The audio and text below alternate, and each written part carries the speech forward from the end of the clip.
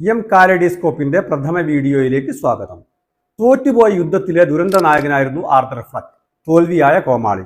Theatre പടിയിൽ കഥാപാത്രങ്ങളെ കുടഞ്ഞെറിഞ്ഞ് സ്വസ്ഥമായി പുറത്തേക്കിറങ്ങാൻ പ്രേക്ഷകർക്ക് കഴിയാത്ത അപൂർവം ചിത്രങ്ങളുണ്ട്. ടോഡ് ഫിലിംസിന്റെ സംവിധാനത്തിൽ 2019 ഇറങ്ങിയ ജോക്കറിനെ നിസ്സംശയം ആ കൂട്ടത്തിൽപ്പെടുത്താം. ഒരു സ്റ്റാൻഡപ്പ് കൊമേഡിയനായി കാണികളെ ചിരിപ്പിക്കാൻ വേഷം കെട്ടിയാടുമ്പോഴും സ്വയം ഉരുകിയൊലിച്ച് ഭൂമിയോളം താഴുന്ന പച്ച മനുഷ്യനാണ് ആർതർ ഫ്ലക്ക്. അമിതമായ സന്തോഷത്തിന്റെയും സങ്കടത്തിന്റെയും വേലിയേറ്റങ്ങളെ ഉറക്കെയുള്ള പൊട്ടിച്ചിരികളായി പുതുക്കിപ്പണിതു ആർതർ. ഇരുട്ടു നിറഞ്ഞ തിയേറ്ററുകളിലെ കാണികളിലേക്ക് മുറിവുണങ്ങാത്ത അസ്വസ്ഥത സന്നിവേശിപ്പിക്കാൻ ജോക്കറായി കളം നിറഞ്ഞാടിയ ജോക്കിൻ ഫീനിക്സിന് സംശയലേശമെന്നേ കഴിഞ്ഞു. അയാളൊന്നും സമൂഹത്തിന് ഹാസ്യ കഥാപാത്രമായിരുന്നു. അതീവ മൂർച്ചയുള്ള ചോദ്യങ്ങളായിരുന്നു ജോക്കർ സമൂഹത്തിന് നേരെ തൊടുത്തു വിട്ടുകൊണ്ടിരുന്നത്.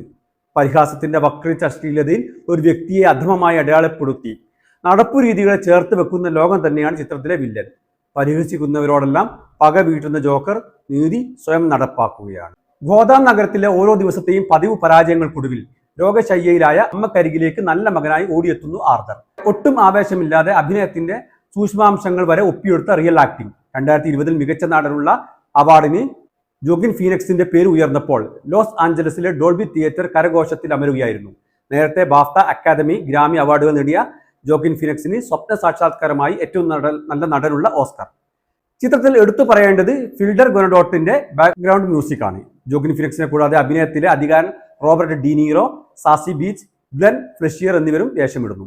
ഒരു സാധാരണ കോമിക് സീരീസിലെ സൈക്കോപാത്തായ വില്ലനപ്പുറം ആരാണ് ജോക്കർ എന്നതിന് ഉത്തരം തേടുകയാണ് ഈ സിനിമ. കൂടുതൽ വീഡിയോകൾക്കായി ഞങ്ങളുടെ യൂട്യൂബ്, ഇൻസ്റ്റാഗ്രാം, ഫേസ്ബുക്ക് പേജുകൾ സന്ദർശിക്കുക.